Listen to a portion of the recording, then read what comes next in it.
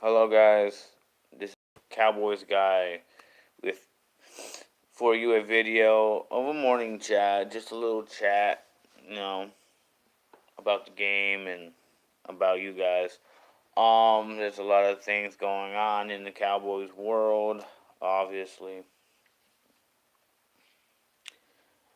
A lot about Pete Carroll disrespecting us. Pete Carroll disrespecting how our stadium is and disrespecting how we are not real fans. We're not this and we're not that. Pretty much saying that, you know, Cowboys, no one's afraid to come to Dallas. No one's afraid to, you know, play there. It's like they say it's not scary. You know, it's easy to win in there. Basically saying that our culture sucks. Everything about our organization sucks, and the disrespect to an organization like the Cowboys. Um,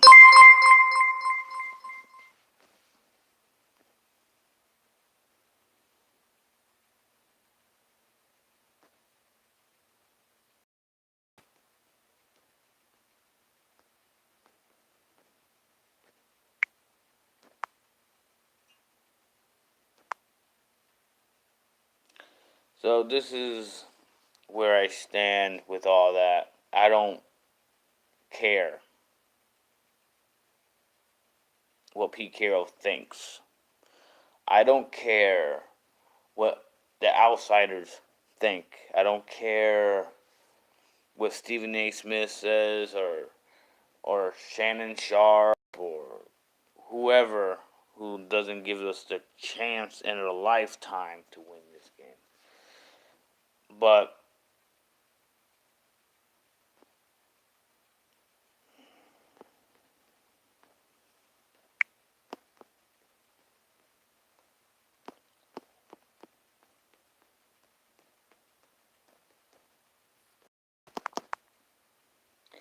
so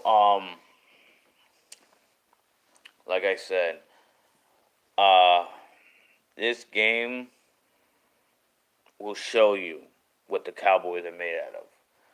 And on paper, we have the offense and the defense to win this game, and we can actually beat this team so many different ways. On our offense, and people continue to not look at that or give us the credibility on that. You know, we got Zeke that can run the ball. He can get thrown to. He can put on screens. Tevon, same thing. You can put him on jet sweep, a four wide receiver set. You can possibly do anything you want if everything plays in your hand. You know, the Cowboys has it.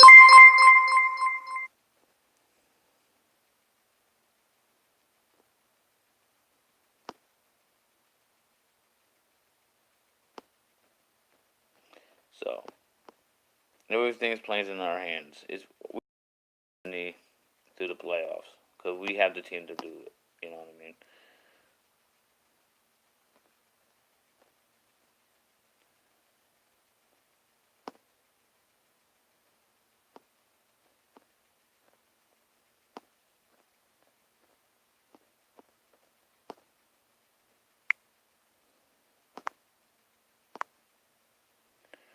So, as I know it, I don't care. Like I said, I don't care what anybody says. Like I told you, we're a dangerous team. We are a dangerous team.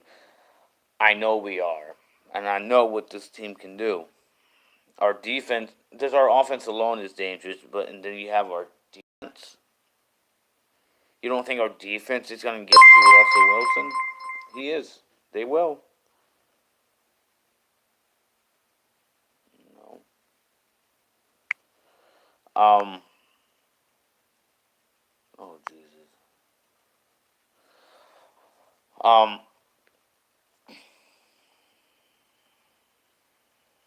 And it's our defense will get to Russell Wilson, and when we do get to Russell Wilson,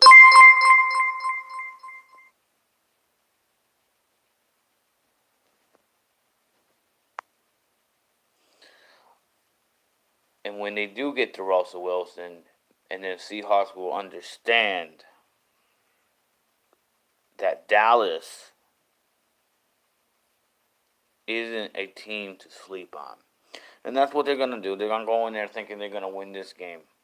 They're going to think, oh, it's Dallas. It's nothing. It's more than you think. It's going to be so loud in there. Everyone's going to bang and do whatever it can to get inside your head, and that's what we do. I believe in this team from day one since I started watching them back in the early 2000s. With Romo, with Troy Aikman for a little bit, and then we had Cunningham. We had Drew Bledsoe for a little bit, Bill Parcells, Wade Phillips. I can go down the line. But I believe in this team no matter what the circumstances are. Because anything can happen. And I've seen Dallas do amazing things, and I've seen Dallas do some dumb things. But the simple fact is, no one gives us a chance. No one gives us a chance to do anything. No one gives us a chance to win a Super Bowl. No one gives us a chance to even be even credit for anything. People said Dak is not a good thrower. Dak doesn't do this. Dak doesn't do that. But no one understands. In the last 3 seasons, he had 20 or more touchdowns. In his first 3, every season is more than 20 touchdowns. And his rating for completion goes up. His value, of course, goes up. So you're talking about a quarterback that has 14 game winning drives in 3 seasons. 3. That's 3 seasons. And that's crazy because people are too busy hating him to recognize what Dak has done. They just want to see him fail. As everyone continues to try to watch him fail, he's succeeding in many ways. Let's take the Giants, the last game of the season, Week 17. Let's go through what Dak has done in that game. He threw over 300 yards, 387, I believe, 4 touchdowns and no picks. So he didn't even fumble the ball. So he was scrambling out of the pocket. 3 of the touchdowns goes to Jarwin, and that one game-winning drive, that 14th winning drive on 4th and 15, he doesn't lob it. He freaking throws it right to Beasley's arms. Beasley gets the knees down. That means that the knee means 2 feet, and bam. And then that scramble to give it to Gallup for a 2-point conversion to win the game. Bam. That shows you what Dak Prescott can do in late stages of the game. And it shows that he's more dangerous outside the pocket than in the pocket. Like I said, he gave it to Jarwin, and Jarwin had 109 yards in receiving and 3 touchdowns. I've never seen a tight end and get a 3-touchdown game. And there was another memory in the book of the Dallas Cowboys that we have a tight end that could be maybe, just maybe, the next Jason Witten. But we have to see how it plays out. We can't go through the history because some, guy broke out a game. Maybe that's what gives us the strength in the playoffs. We have to see what this kid can do under the big lights. This is a different era of football, as we all know. It's not like back in the day where we can smack. It's ridiculous, actually.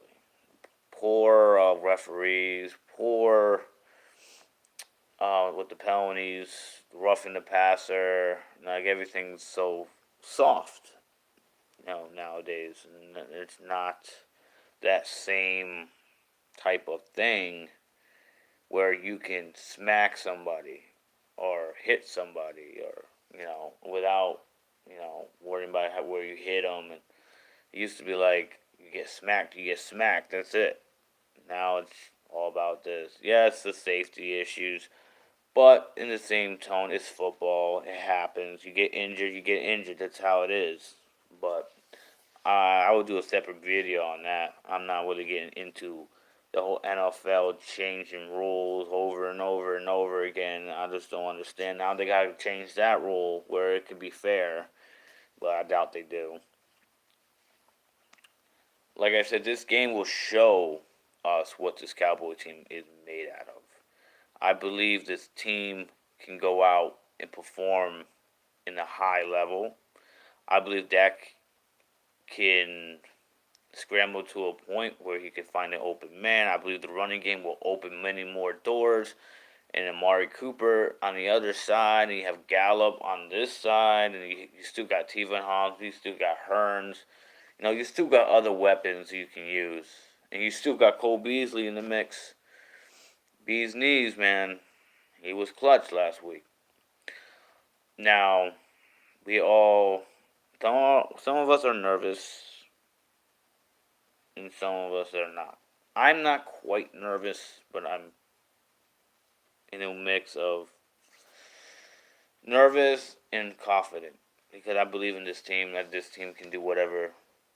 Like I said, they control their own dynasty. Dynasty. They control their own destiny in these playoff games. If you make the right choices in your defense, make the right stops, don't miss tackles, blitz, zone, cover 4, cover 1, 2, 3, whatever you got to do, and make sure you keep their offense off the field. That's important. If you are on the field more often,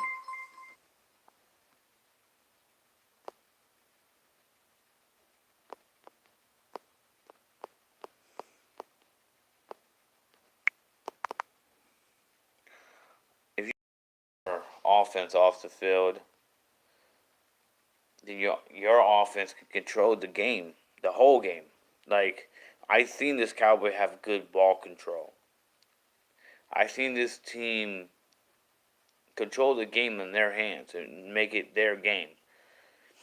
And I've seen this defense go after the quarterback. What you have to stop Wilson on their offense. If you stop Wilson, then you can't really do anything. And if they don't run for at least 100 yards, then their offense can't be open. And you need to cover Lockett, because that's their connection. With Russell Wilson, it's been their connection. Lockett is a dangerous man.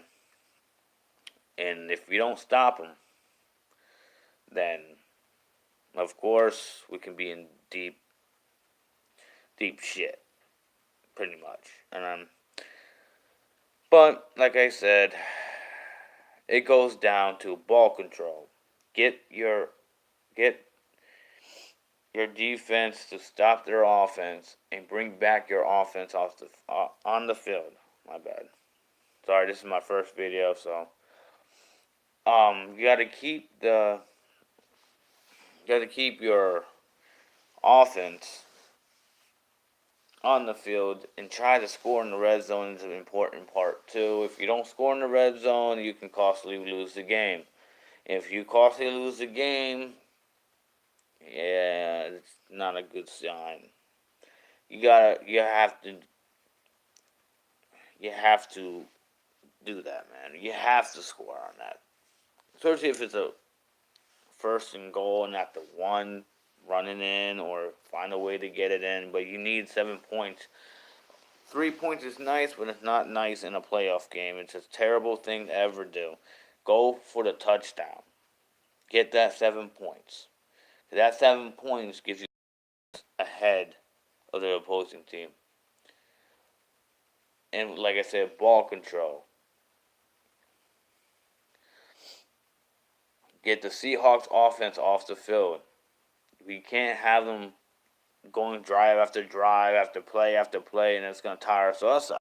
We have to stop them, get our defense off there, get our offense on there, and start to control the game in our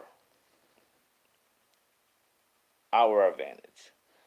So ball control, get like I said, get the Seahawks offense off the field and get our offense on the field. Um, look for great opportunities. If it's the red zone, especially in the red zone, that's a charity strike. You should be going after it and after it and after it and after it. You don't just be there for 3 points. You need to go after this thing. You have to.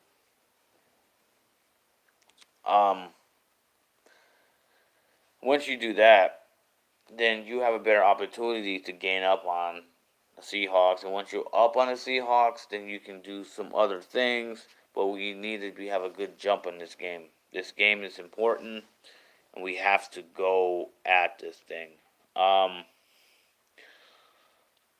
Ezekiel Elliott is going to be a big key to our offense, and he has been all year. He's the rushing champ, if you have seen. He done it, 2 out of 3 years. Been the rushing champ his rookie year, and then this year coming up, this year already. Beat Gurley to it. And he's going to be a key to our offense to open our passing game. That's what's going to open the doors for Jarwin and Tavon, Cole Beasley, Hearns, because they're gonna find room for Hearns in the playbook. Believe me, Rod Smith, Mari Cooper is gonna be a big thing, man. If you can get him, if he gets open, you better throw it right on his hands. If you throw it on his hands, then you have a chance to make big things. You can even throw a screen to him. He will throw things a big play. You know what I mean? Especially on screens, you can do a little toss up to Elliott, and Elliott can get 25 yards right off of it. I seen him get 40 yards off of it. Like I said, the last time we played, we didn't have the strongest team on the field. We had injuries. We didn't have all our players. The Seahawks had Cam Chancellor and they had Earl Thomas, and now they're not even in the game at all. I haven't even heard of their names in many weeks, probably since almost the beginning of the season. So we have a different team, of course. We addition with Amari Cooper. We getting Tavon back. We're getting hopefully David Irving, but I doubt it. I haven't heard anything for him. I think Zach Martin's coming back.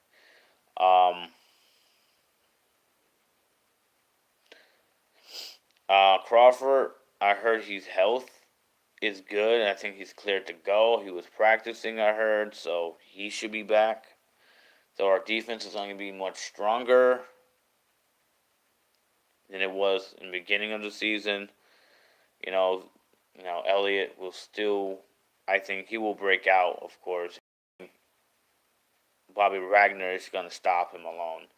I think Bobby Wagner is going to try to do his best, but there's too many weapons. Like I said, there's too many weapons. We don't have no excuse. There's no excuse for us to not win this game. There's no excuse. We got the talent. We have the defense. We have the hard-breaking defense that we haven't seen since the 90s. We have a dynamic team and a dangerous team if everything pans out well. If not, like I said, we can't make no excuses. We have everything we need to win games in the playoffs. It's that simple. It goes down to the coaching. It goes down to the offensive coordinator, Linehan. And it goes down to Chris Richard.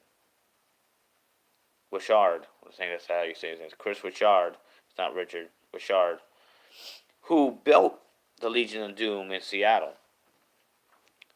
So if he has done a lot with this defense, he have done a lot, and I don't want to see him go to for a head coach job to these lame organizations that will take forever to build, and he's possibly will probably get fired because he's a genius behind the defense. He's one of the best. And to lose him will be a big step back, I think, for our defense. So I hope he just don't focus on these interviews and just focus on what is in front of him right now. You have a defense that you have to lead to get to the Super Bowl and to fight every given night.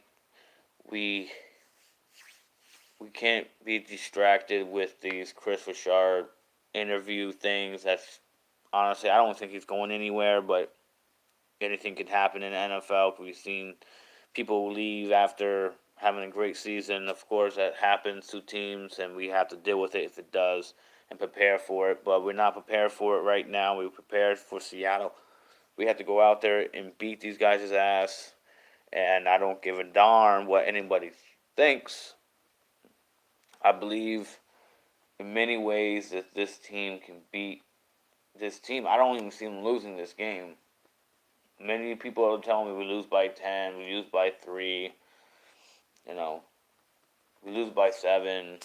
This simple, not by a lot, but I don't think Seattle is going to win.